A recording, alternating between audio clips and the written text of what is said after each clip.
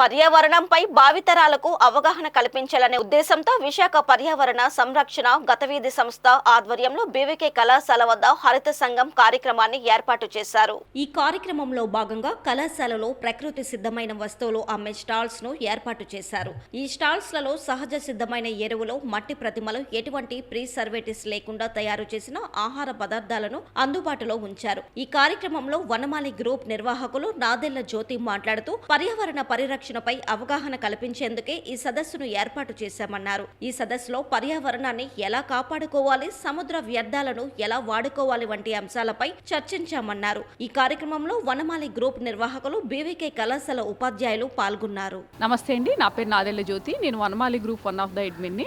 అయితే ఈరోజు మనకి పర్యావరణ గతవిధిలో భాగంగా హరిత సంఘం వారి ఆధ్వర్యంలో ఈరోజు ఇక్కడ అంటే ఎన్విరాన్మెంటల్ మీద అవేర్నెస్ కల్పించడం కోసం ఇక్కడ సదస్సు అనేది నిర్వహించడం జరుగుతుంది. దీనిలో వివిధ అంశాలు అనేది చర్చిస్తున్నాము.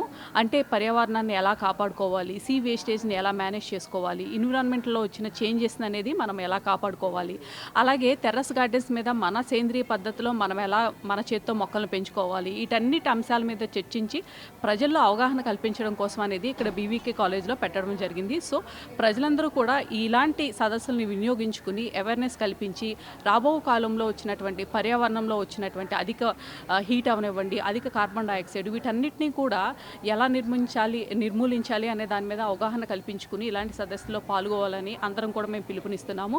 సో అందరూ కూడా మరొక్కసారి పర్యావరణం మీద కొంచెం దృష్టి పెట్టి సింగిల్ యూజ్ ప్లాస్టిక్ని బ్యాన్ చేసి గుడ్డ సంచుల్ని వినియోగించి తద్వారా పర్యావరణాన్ని కాపాడాలని కోరుకుంటున్నాను.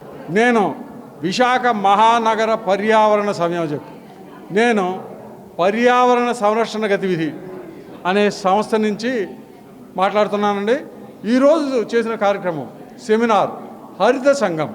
ఈ హరిత సంఘం తాలూకు ఉద్దేశం ఏంటంటే, ఎలాగైతే త్రివేణి సంగమం ఉందో, ఎక్కడైతే ఆ నదులన్నీ కలుస్తాయో, అలాగే పర్యావరణం గురించి పనిచేసే కార్యకర్తలు అవ్వచ్చు, ఎన్జిఓస్ అవ్వచ్చు, వాళ్ళందరినీ ఒక రూఫ్ కిందకి అంటే ఒక చోటకి తీసుకొచ్చి కలిసి పని చేయడం వల్ల పర్యావరణానికి, సమాజానికి అంటే ఈరోజు మాకు ఒక 1000 ఏనుగుల బలం రాధిక గారి వాళ్ళు వచ్చింది.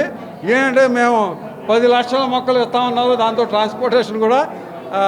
అయితే అందరికీ నా విన్నపం ఏంటంటే, మనం చేసే కార్యక్రమాలన్నీ అది పూజ అవ్వచ్చు, లేకపోతే ఒక ఫంక్షన్ అవ్వచ్చు, లేకపోతే విందు అవ్వచ్చు, మీరు చేసే ప్రతి పని పర్యావరణ హితంగా ఉండాలని మిమ్మల్ని అందరినీ కోరుతున్నామండి. నమస్కారం.